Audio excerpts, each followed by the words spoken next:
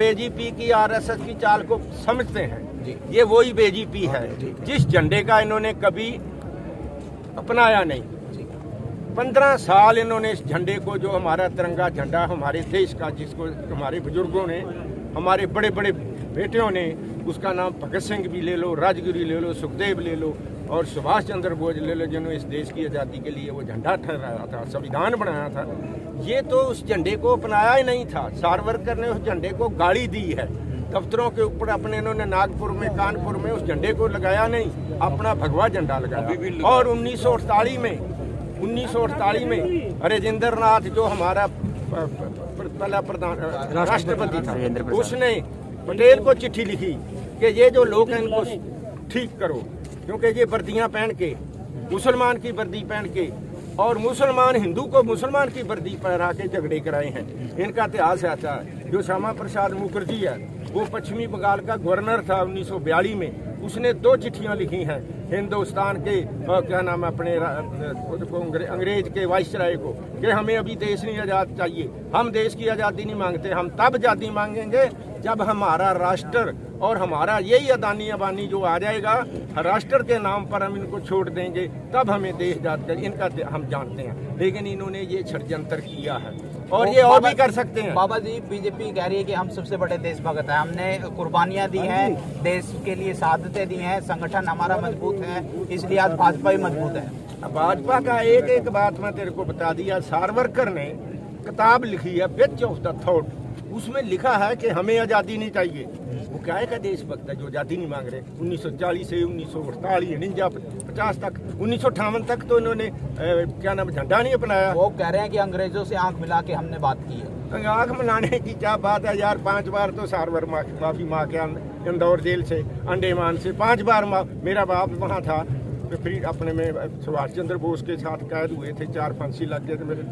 10 साल की कैद हुई थी उसको। वो मुझे बताता है, छोटे छोटे को फट्टी लगी होती है वहाँ जो देशभक्त थे और जो नहीं थे। 5वें नंबर पर सावरकर नाम आता है कि 5 बार माफी मांगी। इससे देशभक्त क्या है? और ये देशभक्त है कि हमारे हिंदुस्तान को बांटने में जो सबसे रोल इन्होंने किया कि अपना, जैसे हिटलर ने किया था, अपनी फौज को पोलैंड में भेज दिया, अपनी फौज को सोवियत के कपड़े पा के लड़ाई लड़ा दी। ये वो लोग। नरेंद्र मोदी कहते हैं कि मैंने अपने परिवार को छोड़ दिया इस देश के लिए, मैं देश का सबसे बड़ा देशभक्त। उसने नहीं छोड़ा, परिवार ने उसको छोड़ा है। परिवार ने उसको छोड़ा है। हमें खड़े नहीं चाहिए, हमें ऐसे साधु संत नहीं चाहिए। जनता के मुद्दों के ऊपर जनता की राखी करें। हमें ऐसा, कल को तो जोगी भी कह देगा मैं बयान नहीं कराया, मेरे पास ऐसे है, वो नहीं चाहिए। हमें नीतियाँ बदलने की बात चाहिए।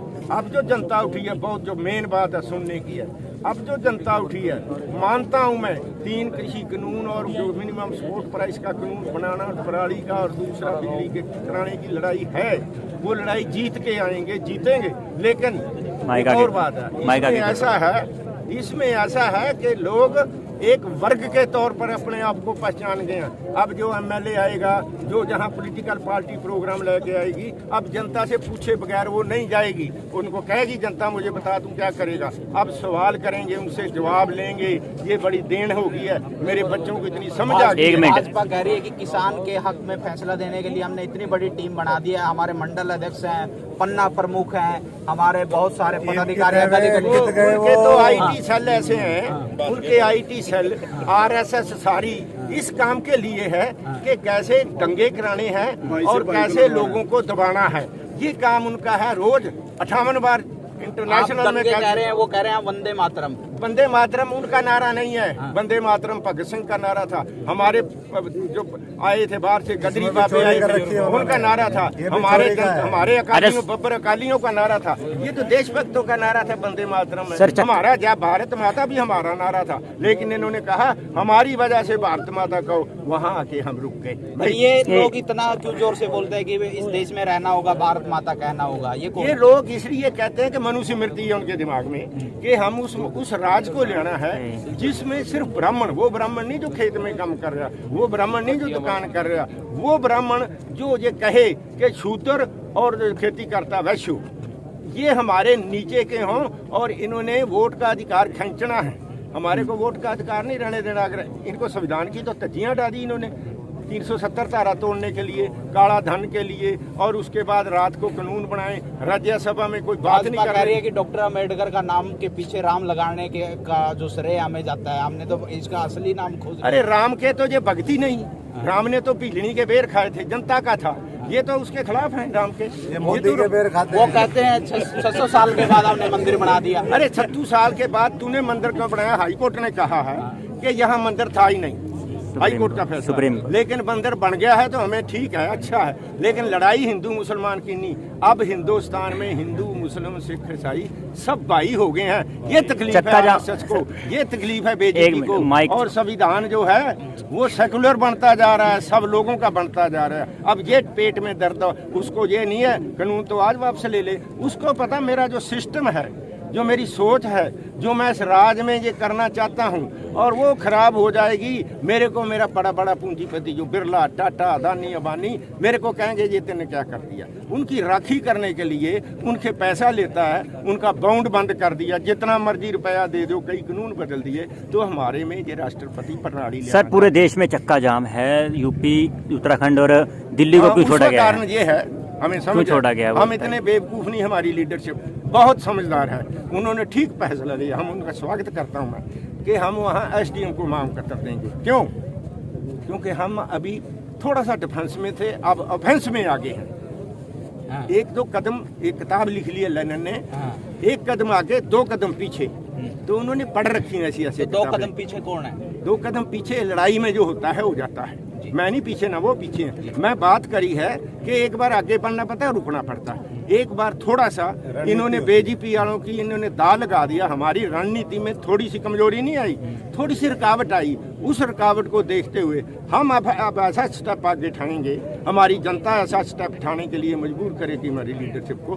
तेज करना है आंदोलन, कैसा करना है वो बैठे हैं जो प्रोग्राम बनाएंगे। लेकिन आंदोलन अब ऐसा नहीं होगा कि हम शांतिपूर्वक होएगा, तेज होएगा शांतिपूर्वक। क्या पता आगे कैसा आंदोलन चलता जाए, किस तरह चल जाए, क्या रूप ले सकता है, ये जनता की मर्जी है, बच्चों की मर्जी है। जो बच्चों का देश आगे, इन्होंने बच्चों ने जो कहना है उसका राज आगे, उसका आंदोलन चलना, वो ठीक किया उन्होंने। अगर वहाँ जाम लगाते, वो पता है ना कितना फिरका परस्त है और कितना झूठा है। इंटरनेशनल जो एजेंसी है उसने मोदी को कहा तू 58 बार झूठ एक दिन में बोलता है। एक बार 58, मैं नहीं कह रहा, एजेंसियाँ कह रही हैं। तो जो उसका भी बापू है जो कि, तो वहाँ हमने एक बार कन्फ्रंटेशन में आने की वजह, सामने एकदम आने की वजह प्रैक्टिकली लाइन बदली है। इससे भी बड़ा यूपी में आंदोलन होगा। वही यूपी है ना, 1 सेकंड में आधी रात में आगे थे, शिबू बॉर्डर से भी आगे थे, अनन मौला भी चला गया था और अशोक दुबले भी सबसे पहले दोनों गए थे वहाँ जाके उसको तगड़ा करा। लेकिन ऐसी कोई बात नहीं है, हमारा डिमोरलाइजेशन का कोई मतलब नहीं है। हमारे तो पिन्नियाँ जा रही हैं, इसको पिकनिक नहीं है, खुराक दी जा रही है। तगड़े हो जो तुम लड़ो और इस देश को मजबूत बना। अब देश वो नहीं रहेगा जो फिरका परस्त वाला, देश वो नहीं रहेगा जो जात पात वाला, देश वो नहीं रहेगा जो धर्म पर लड़ने वाला, देश वो नहीं रहेगा इलाके के नाम पर लड़ने वाला, देश वो नहीं रहेगा जुबान के ऊपर लड़ने। अरे पानी छोड़ दिया हरियाणा ने 10 मिनट के लिए, अरे धरती आ जाएगी, कर लेंगे पानी की बात। इतनी कुर्बानी हरियाणा ने अपनी जुबान से करी कि बड़ा भाई है, कर लेंगे। तो हम तो वो लोग हैं, इसलिए इस आंदोलन में कोई रुकावट नहीं आएगी, कोई घबराहट नहीं आएगी। टीमां बन रही हैं, 10 जा रहे हैं, 10 आ रहे हैं। जरूरत पड़ी तो एक एक घर से क्या सारे चले जाएंगे, ऐसी नहीं कोई बात। तो पत्रकारों की मैं कहता हूँ बड़ी अच्छी तुम्हारी शोभा है, हमारी रिपोर्ट देते हो। वहाँ जाके भी वो एक पकड़ा गया जिस बेचारे ने, पुन्नी ने पकड़ा, जिसने बम ब्लास्ट की पहले बता दी कि वहाँ जाके होना था। हम उसकी प्रशंसा करते हैं, हम उनकी भी प्रशंसा करते हैं, उनको भी हम लाल सलाम करते हैं जो मौत हो गई है। जो लड़ रहे हैं उनको भी, आपको भी धन्यवाद करते हैं, आपका भी स्वागत बेटा करते हैं। तो फील्ड में जाके लड़ रहे हो और हमारी मदद कर रहे हो, नहीं तो हम लड़ाई में कमजोर रहते हारते नहीं। कमजोर रहना था, उससे आगे आप लोगों ने बल दिया है और आगे भी ऐसे साइन आउट देना, साइन आउट देना। ये बड़ी थाना टोल प्लाजा पर किसान नेताओं ने कहा कि जिस प्रकार से भाजपा लोगों को बरगलाने का काम करती है, इतिहास के पन्ने में कुछ और लिखा है लेकिन लोगों को कुछ और बताती है, इतिहास भी बदलने का दावा करती है और पूरा का पूरा जो षड्यंत्री है वो किसान आंदोलन पर हावी नजर आ रहा है। भाजपा की जो हर एक नीति का करारा जवाब आज का देश का किसान दे रहा है। देखते रहिए डेली हरियाणा न्यूज। थाना टोल प्लाजा पर युवा नेताओं का भी एक बड़ा जनसंख्या में यहाँ पर देखने को मिला है। इनका मानना है कि युवा नेतृत्व जब अंगड़ाई लेगा तो केंद्र की सरकार हो या राज्य की सरकार हो, उसको सीधे तौर पर टकराने, यदि वो टकराती है तो उसका एक बड़ा जोर से जवाबदेही देने का काम करेंगे। तो युवा नेता हैं हमारे साथ, पूछते हैं कि किसान नेता को किस नज़र, किसान आंदोलन को किस नज़रिए से देखते हैं और 3 काले कानून जो सरकार हठ योग पर अड़ी हुई है उस पर क्या कहेंगे। जी, कानून कोई भी बनता है वो देश की जनता के लिए बनता है ताकि लोग मजबूत हों, उनको एम्प्लॉयमेंट मिले और लोगों के पास पैसा आए, एजुकेशन आए। पर जो कानून देश की जनता पसंद ही नहीं कर रही वो कैसे कानून, कोई भी कानून बनता है तो हर बंदे को इज्जत करनी चाहिए कानून की। अब सरकार के साथ किसानों के 12 राउंड हुए हैं, उन 12 राउंड में 18 सरकार ने कही है कि हम ये बदलाव करने को तैयार हैं। ऐसा कानून जिसमें 18 बदलाव की आवश्यकता पड़ेगी, क्या वो कानून ठीक है?